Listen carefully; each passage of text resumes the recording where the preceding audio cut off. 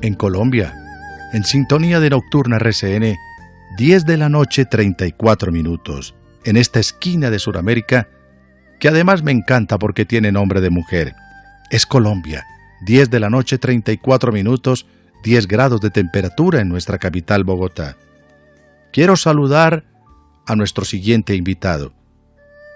Es un ciudadano italiano residenciado hace muchos años en Colombia. Se quedó en Colombia, vive en Colombia, aporta a Colombia, investiga y estudia en Colombia. Es un reconocidísimo analista internacional, experto en geopolítica mundial. Se trata de Giuseppe Nocera. Giuseppe Nocera nos atiende en este momento porque precisamente ha hecho investigaciones, estudios sobre lo que significa la influencia, como lo escuchamos con esta música, influencia de esa gran potencia mundial como es China. ¿Qué está haciendo China en América Latina? ¿Cómo ha metido sus manos, no solamente en América Latina, en todo el mundo? Pero para lo que toca con nosotros es cómo está viendo China nuestro continente, el continente americano. Giuseppe, buenas noches, bienvenido a Nocturna RCN. Buenas noches, Julián, ¿cómo estás? Muy grato de estar contigo nuevamente, como siempre, un placer.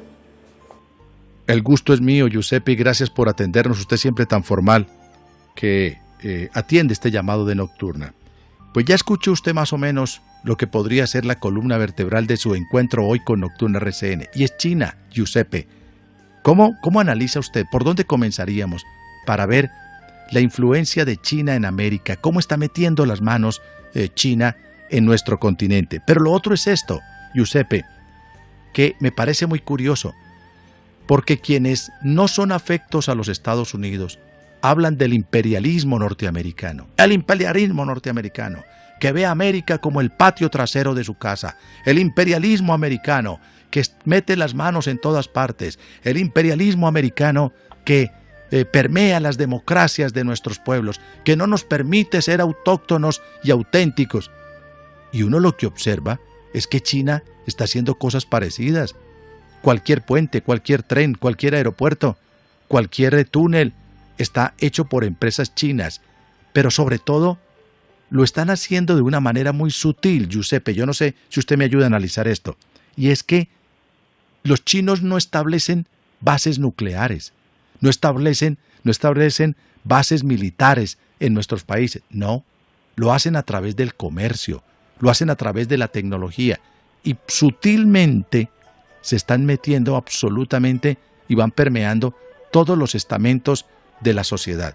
Lo que se llama un imperialismo blando, no es imperialismo duro, de las ojivas nucleares, de los aviones supersónicos. No, por ahí no. Sino un imperialismo blando, que hablan los estudiosos como usted de estos temas, es decir, muy sutilmente a través del comercio, a través del crédito, a través de la tecnología, y poco a poco se van apoderando del dominio de nuestras naciones. No sé si lo expresé bien como para abrir y romper fuegos en la conversación, Giuseppe. Totalmente, perfecto. Inclusive yo añadiría que tal vez era sutil en años anteriores.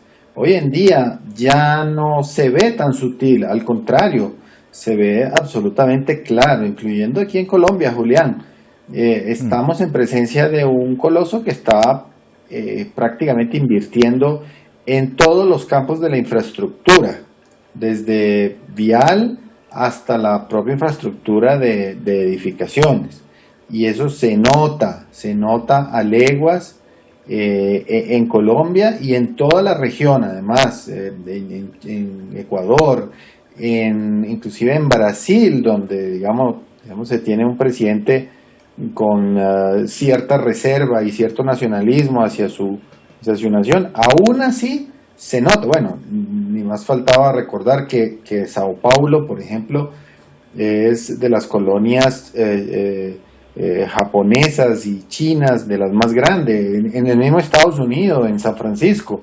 Es decir, estamos en presencia de un coloso, Julián, y un coloso muy, muy importante.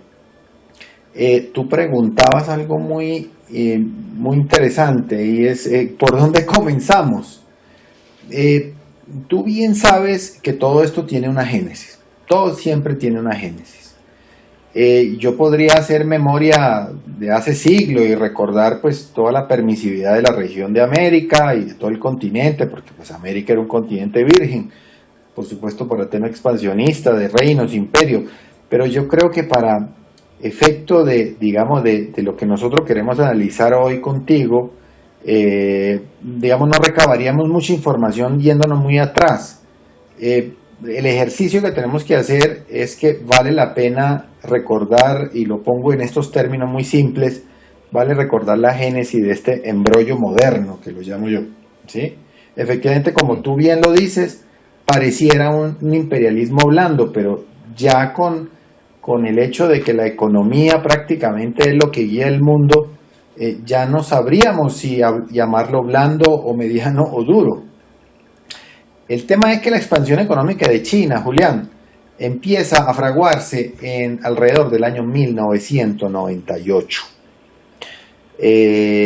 cuando ya se empezaban a hacer ciertas gestiones a nivel, para proyectar a China a nivel internacional. Sin embargo, nosotros podríamos establecer ya contigo en este momento un punto en la historia que en mi concepto es la génesis de que China haya empezado a invadir los mercados mundiales, que se da 12 años después de ese punto de 1998, o sea, en el año 2000, cuando bajo la administración del señor Bill Clinton, la Cámara de Representantes aprueba por amplia mayoría el ingreso de China a la Organización Mundial del Comercio. Organización que por supuesto es parte de Naciones Unidas.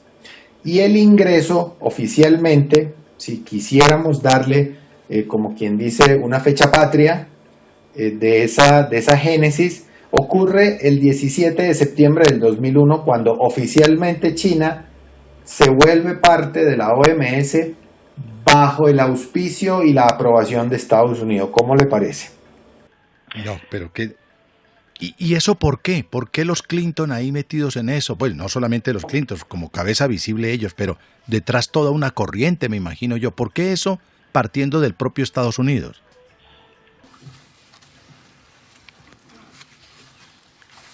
I am also pleased we have made significant progress toward bringing China into the World Trade Organization on fair commercial terms, although we are not quite there yet. A fair WTO agreement will go far toward leveling the playing field for our companies and our workers in China's markets. It will commit China to play by the rules of the international trading system and bring China fully into that system in a way that will bring greater opportunity for its citizens and its industries as well. Parece algo irónico. Digamos que a mí me tocó estudiar el caso, inclusive en uno de mis estudios de posgrado, y es una cosa absolutamente fascinante desde el punto de vista académico, por supuesto, pero totalmente terrorífica desde el punto de vista, digamos, de lo que ocurrió con el mundo. Antes de esa fecha vale recordar que China ya se había preparado estratégicamente, como buena tiranía comunista que es, porque el Partido Comunista, y no podemos perder de vista eso, es el que ha llevado China, no solamente durante la época de Mao, o sea, antes del año 78, 77, sino después de Mao, del año 78, el Partido Comunista seguía siendo y sigue siendo el partido líder de ese país. Entonces, China se había preparado estratégicamente frente a Occidente para ese momento de cuando ellos iban a dar el salto internacional de su fuerza laboral, de su mano de obra para producir cosas. ¿Qué hicieron ellos? Ellos hicieron 4 cosas, Julián. Sí, señor. Primero habían reformado la ley de tierras, creando una cosa que llamaban ellos los hogares de responsabilidad social, que era una medida muy al estilo de las expropiaciones en la Venezuela de Chávez, no sé si tú recuerdas. Sí, señor. pero con un objetivo mucho más estratégico que lo que hizo Chávez, por supuesto, porque pues, los chinos tenían una meta mucho más ambiciosa, y era impulsar el aumento de la producción de comida, que siempre ha sido un gran problema para el imperio chino. Habían creado una cosa que llamaban las TVE, o mejor conocida como las empresas del pueblo, que recuerda algo también de Chávez, supongo. Es decir, una redistribución de los campesinos para que ahora pudieran trabajar en fábricas bajo condiciones asignadas por la misma tiranía del Partido Comunista. Habían hecho en paralelo una cosa que llamaban las EES, o empresas de Estado, que se les dio muchísima autonomía para retener todos los beneficios, las ganancias, siempre y cuando respetaran la política de doble precio. ¿Qué es la política de doble precio?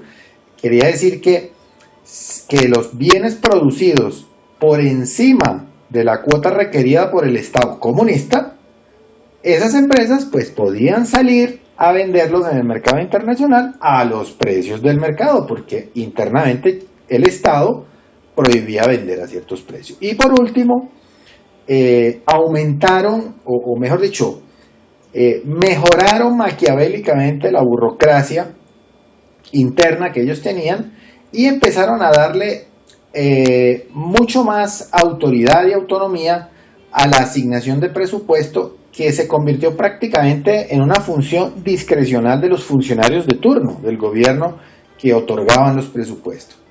¿Con qué objetivo? El objetivo que habíamos dicho inicialmente, porque ellos ya querían tener esa expansión económica.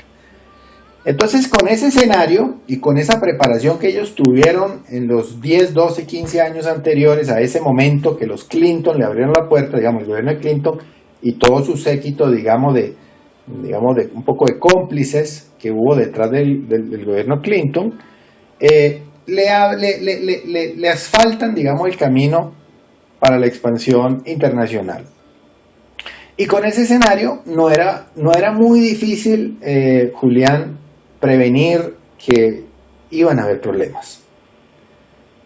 Iban a haber problemas de diferencia de precios entre Oriente y Occidente, era obvio, porque China seguía con su modelo comunista, internamente opresor, limitador de libertades y de derechos, limitación de derechos a todo nivel, incluyendo por supuesto la opresión laboral, mientras que en Occidente pues seguíamos con el modelo de libertades casi total, ¿verdad? Con salarios distintos, horarios distintos, productividad distinta y por supuesto un costo de vida distinto.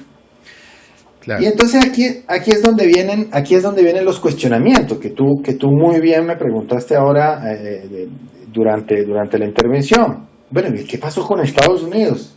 Bueno, esa sería una muy buena pregunta que tendríamos nosotros que hacerle a Bill Clinton y a sus asesores, uno de los cuales yo conocí personalmente, que es el señor Rich, y lo nombro directamente porque pues, lo conocí el señor, es el profesor Richard Vietor de la Universidad de Harvard,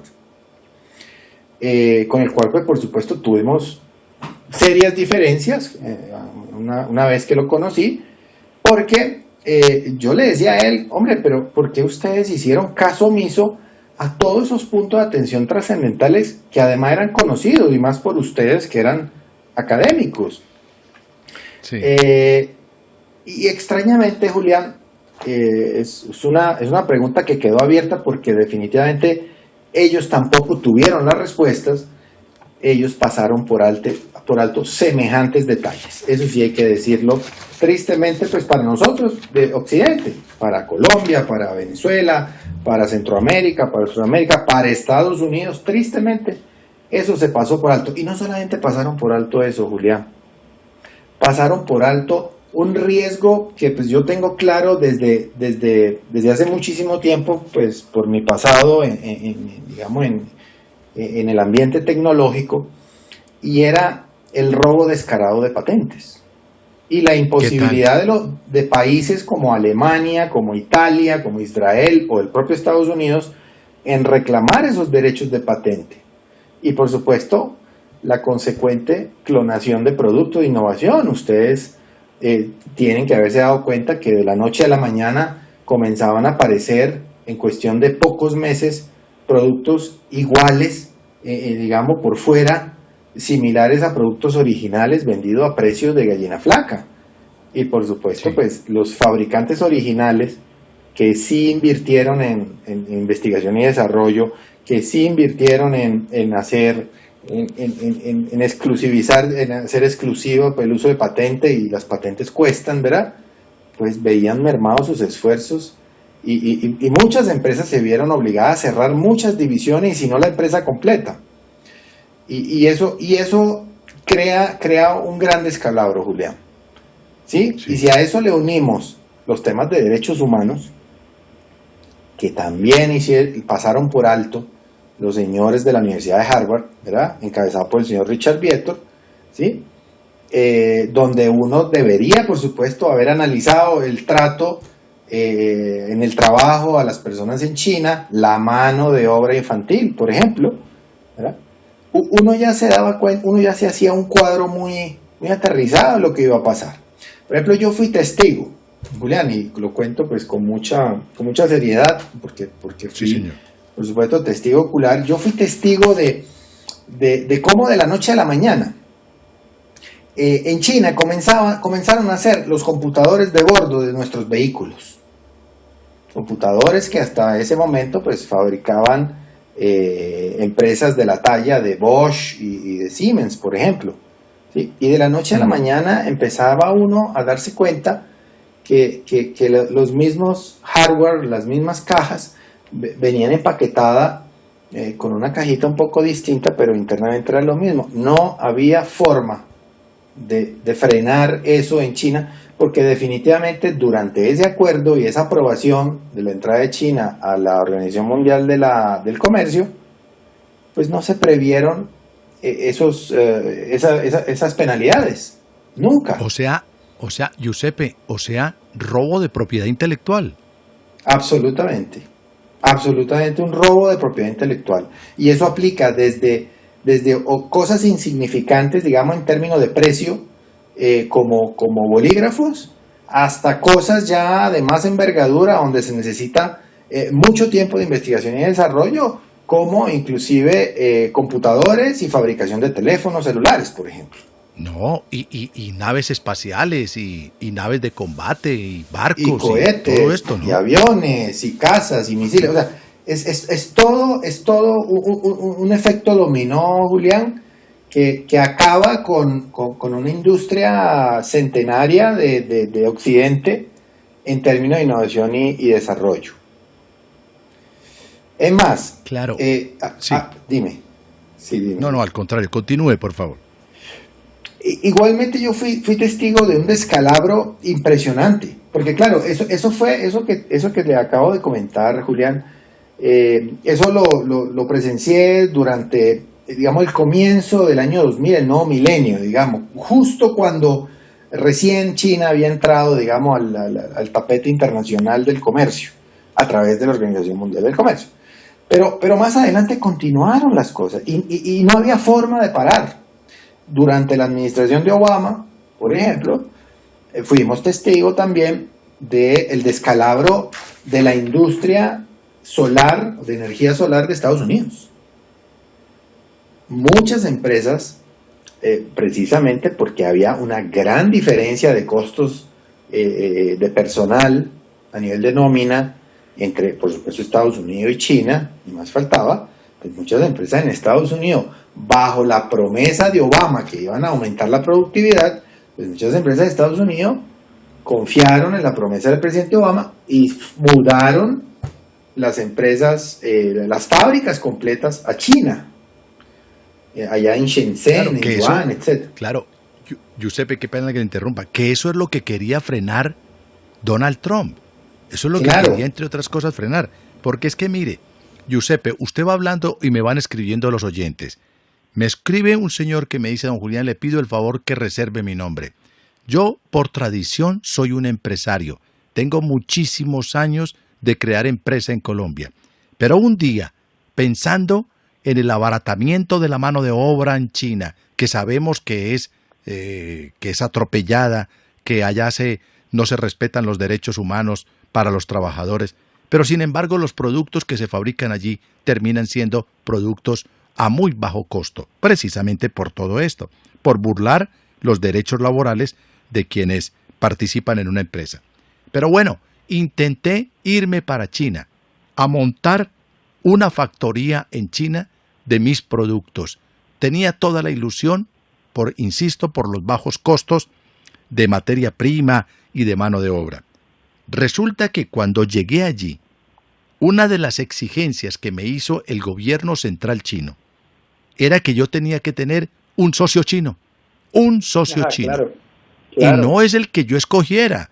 No era mi amigo el chino, mi amigo chino que yo había... No, me está escribiendo el oyente. Me dice, es uno que me ponía el gobierno chino. Uno.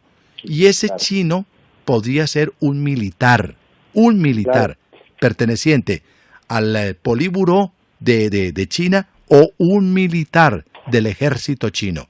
Es decir, un socio que yo no conocía, un socio que, pues, conclusión, don Julián, decidí desistir de crear esa industria allí en la China.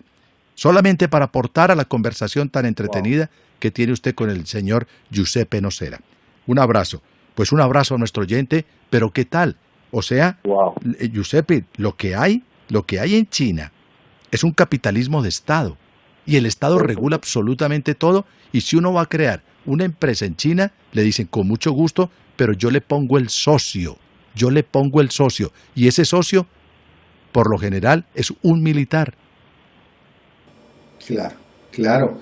Y eso es parte de lo que explicamos al comienzo de los 4 postulados que ellos utilizaron para prepararse, que era el tercero que mencioné, que es que ellos crearon las EE, que son las empresas de Estado. Esas empresas de Estado no son otra cosa que unos testaferros que pueden muy bien ser militares, como dijiste tú, o el oyente. El oyente, sí. Y ese empresario, entre comillas, que es un miembro de ellos del Partido Comunista, está en todo momento supervisándote. ¿Cuál es la tarea de esa gente? La tarea de esa gente es ver si la industria tuya es una industria de innovación, porque inmediatamente ellos te van a clonar tu producto.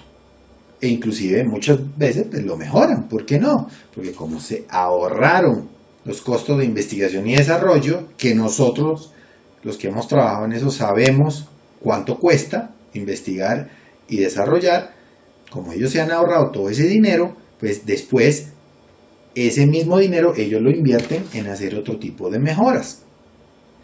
Y la conclusión es que el empresario occidental se queda, como dicen en Venezuela, tienen un dicho que dicen, se queda sin el chingo y sin el mecate. Y así queda. El empresario occidental se queda sin nada. Y así ocurrió con las empresas solares de Estados Unidos, que muchas de ellas se fueron a la quiebra, Julián.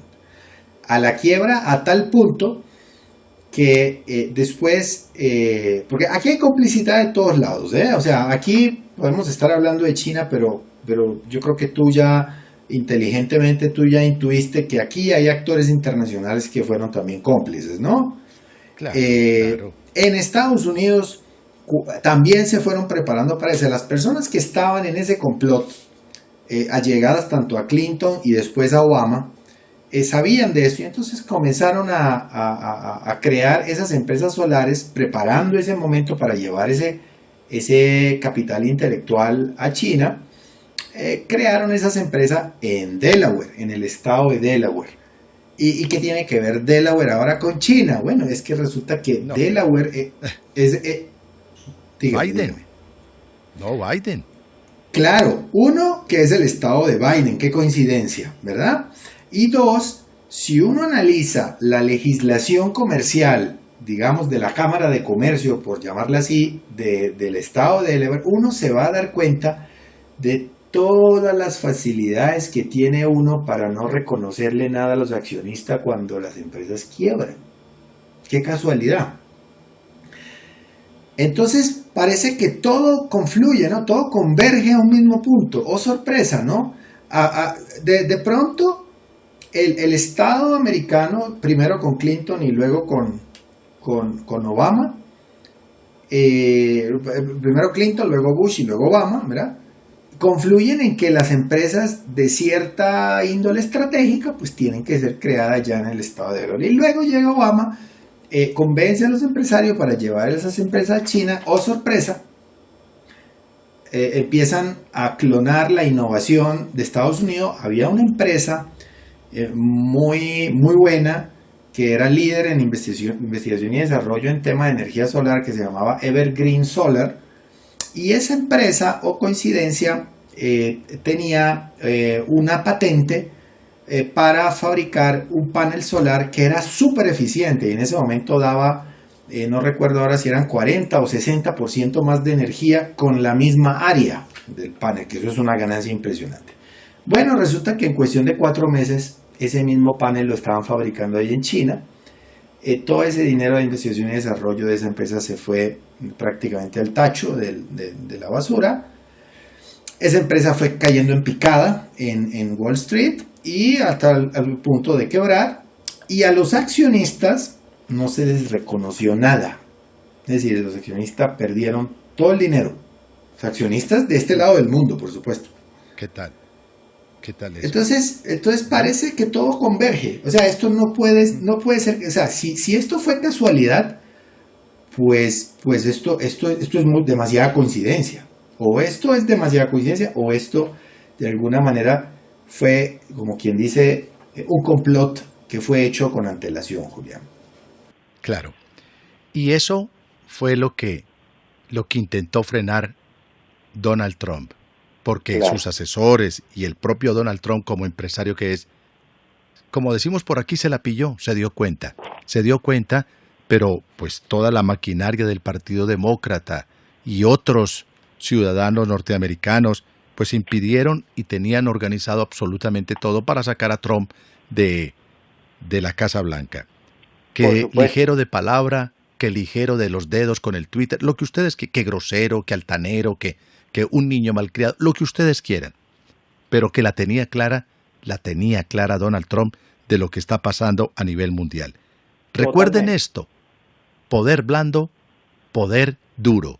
Los chinos practican el poder blando, lo que los gringos llaman en ciencia política soft power, poder blando. ¿Y cómo lo hacen?